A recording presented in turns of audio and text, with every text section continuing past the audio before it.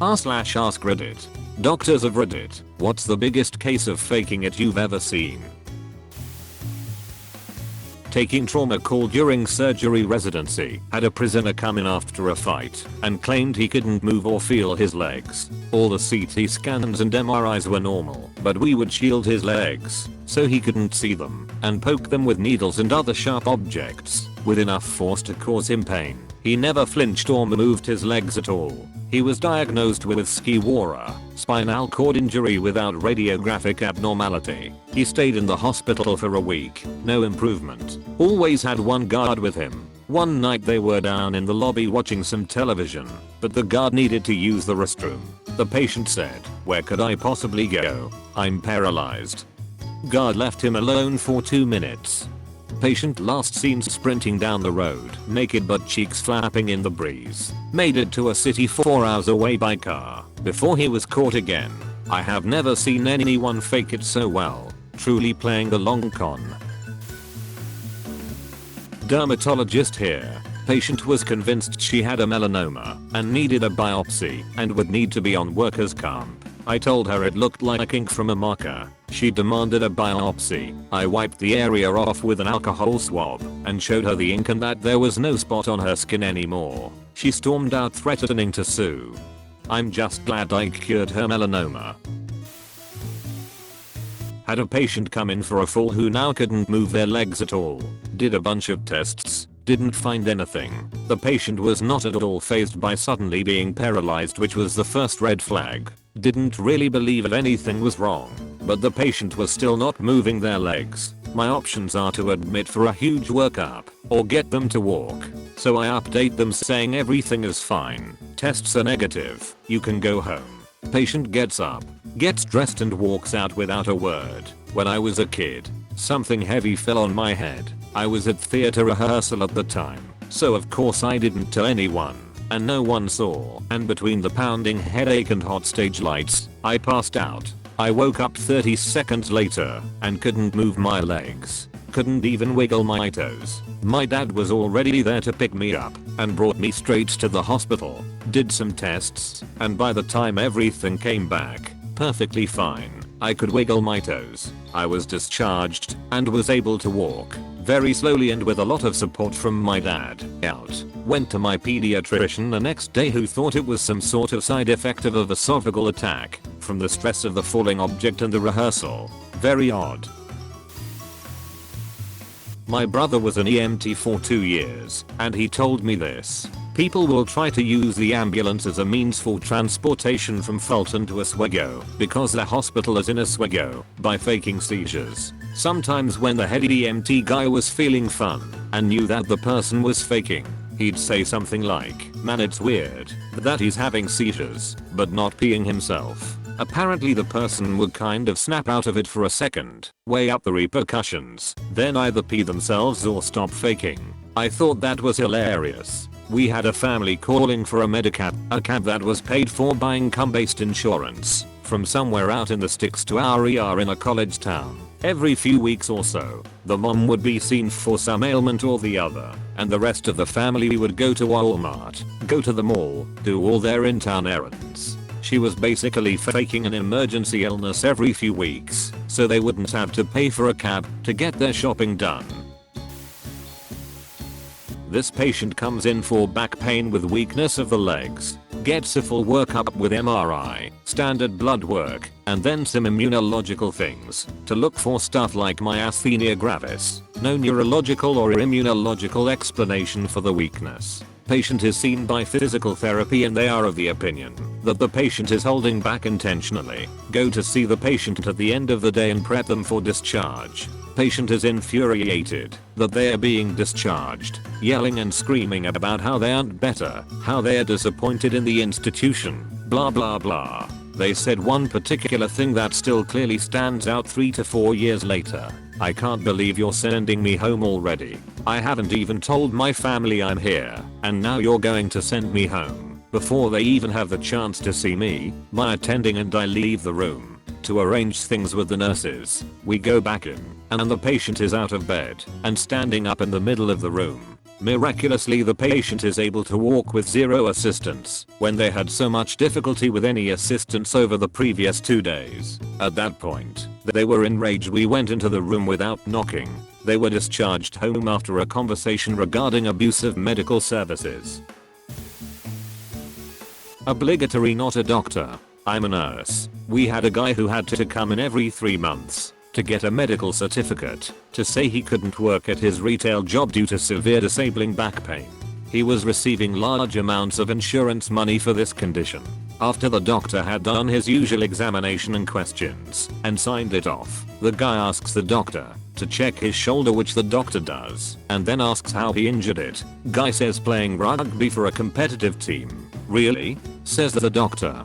How long have you been playing for them? Guy has been playing and training the whole time. The doctor puts this info on the insurance form. Then he loses his mind in the staff room laughing. Next week the patient loses his mind in reception because his insurance has been cancelled. Haha. I used to know a guy who badly injured his back at work and got lifetime compensation. It really freed up a lot of time for him to train for cross-country ski races. Gotta love the smart ones. My ex-stepmother-in-law spent like 2 years trying to convince the government she was disabled and couldn't work, telling them she was essentially bedridden due to back pain, limb weakness and fatigue. She got a large back pay chunk when it was finally approved and used said money to buy a thrift store. The whole scam came crashing down around her when she was featured in the local newspaper talking about her business and how hard it was to get it up and running as her storage was upstairs, but the store was downstairs, so she had to carry so many heavy boxes down the stairs by herself.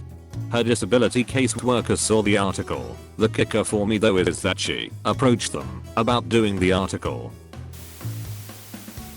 My cousin got glasses. Her 7-year-old little sister also wanted glasses because she thought it was so cool to wear them. So she started telling her teachers she couldn't read what was on the chalkboard, and she'd squint at home and go incredibly close to the TV to watch things because she said she couldn't see things clearly. Her parents got worried and took her to the doctor. She read everything wrong on the vision test. Everyone seemed convinced that she needed glasses, but the doctor was a little concerned because the tests indicated she needed really thick glasses, and usually that wasn't the case unless there was a family history of vision issues. Her parents both had 20/20 vision and her sister only had astigmatism. They all realized she was faking it, so the doctor told her parents in front of her that she'd need some pretty intense eye surgery so she'd be able to see without glasses. They even wheeled in a machine to make it convincing to say they could do the surgery right then and there. She freaked out,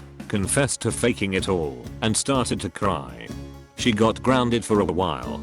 I wanted glasses as a small child too. Went to the ophthalmologist, purposely misread all the charts. The doctor pulled a pair of glasses out from a drawer. I put them on, read all the lines perfectly. Turns out they were fake glasses for just this situation. Frames with glass, not prescription lens. Luckily my parents didn't punish me, just stressed how important it is not to lie, and let me learn my lesson from being embarrassed at being caught in the lie. I remember I faked it when my brother got glasses because I thought they were cool. Turns out I actually needed glasses. They found astigmatism in my eyes. Who knew?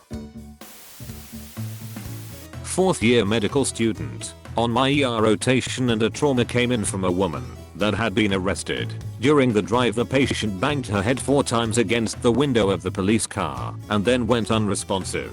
She came to us with a bruise over her forehead and unresponsive. We all smelled BS, but the patient was a great actor, didn't even flinch during the digital rectal exam, which is standard for all patients that come in through the trauma bay, though some of the nurses said that they caught her peeking at us when we would leave the room. We ended up getting a CT scan, which was normal, and was even considering intubating her to secure her airway when our attending finally walked over to her, opened her eyelids, and held them open while telling her to wake up. Finally she started fighting to close her eyes and the jig was up. The doctor called her out, and she proceeded to start screaming at us. She was much more pleasant when she was pretending to have a brain injury. Funny story. When I went through EMTs training in California, we had an ex-Delta Force medically trauma segments. He'd have us check for the normal things on our physical: deformities, contusions, abrasions, penetration/punctures, burns, tenderness, lacerations, or swelling, DCAP/BTLS. Well, he also had us check for anal seepage. We all took him very seriously. Towards the end of the trauma segment, he couldn't be there, so the primary guy leading the class had us go up and demonstrate a trauma check on an unconscious patient. I get called up to the front of the class first, perform all the normal DCAP/BTLS stuff, then check for anal seepage. Guy leading the class stops me right there and is like, "Are you, expletive, kidding me? Name redacted, has had you doing this again. You don't need to check for anal seepage. Expletive name redacted again." Edit. Guy leading the trauma thing played a 2-month joke on us that we all took very seriously because the guy was not the kind of person you'd want to question. Obligatory, not a doctor. I was an EMT and had a frequent flyer who rotated through various chief complaints, one which was complete blindness, emphasis on complete. We did our duty, of course, got him on board, took vitals, BLS'd him to the nearest hospital, but we occasionally had a bit of fun with him. One of the blindness calls, we noted that he walked a rather narrow and windy path from his trailer to the rig without any issue. Once on board the rig, when asked for his insurance card, he fingered through his wallet and fetched it from among a mass of cards without issue. When asked direct questions, he met our gaze and followed it when our heads moved. When I pointed all this out to him, his only response was to quickly look at something over my shoulder and stammer through, "No, I'm blind." "Okay, our mistake then." Off we go. I'm a nurse. I work in acute rehab, so patients come to us to do physical therapy and recover from surgeries, illnesses, etc. Had a patient who played us good, so this dude was ready to go home and medically stable, but very anxious. He would always ask for me to recheck his vitals and blood sugar, and would always come up with new concerns like his hand is twitching, or he feels dizzy, or he's having blurry vision. I thought I was pretty good at ruling out his concerns and calming him down. Then one day I check his vitals and his pulse is quite low, like 48. Everything else is good, so I'm not concerned. I tell him I'll recheck in a few minutes. I come back, and he's looking not so good. Pulse still low, oxygen quite low, and he's just woozy and slow to respond. I get my charge nurse in, and we are worried about an opiate overdose. We discuss this, and the patient's breathing gets slower and shallower. Call the MD, give him some Narcan, call EMS. They arrive and now he's nearly unresponsive, barely reacts to the sternal rub. They give him more Narcan with no effect, so now we are thinking rule out stroke. He has the slightest droop on one side of his mouth. Was that always there? Done. Did I miss it? I give them the report, and they rush him to the hospital, where they do a very thorough workup, because he's high risk for a lot of issues. We followed up the next day, and nothing was wrong with him. The jerk must have heard me mention his pulse, and said this is my chance. I think he held his breath when I took his O2 saturation, and started dropping his mouth once we mentioned stroke. Probably skipped lunch, since his blood sugar was low too, all because he didn't want to go home. Now he's banned from our facility. I'm an ICU and ER nurse. We get a lot of malingering in the ER. One day, one of our frequent flyers came in and started faking a seizure in Tridge. Now obviously I know this lady and she's fake seized a million times before, but this time it's in the lobby in front of about 30 people who have no way of knowing that it's fake. She's rolling around on the floor making a darn fool of herself, and folks look horrified. I walked up to her and said calmly, "Karen, what are you doing?" To which this genius responds, "I'm seizing." I told her to stop seizing. So she did. Edit. No, her name wasn't actually Karen. I just did that for confidentiality.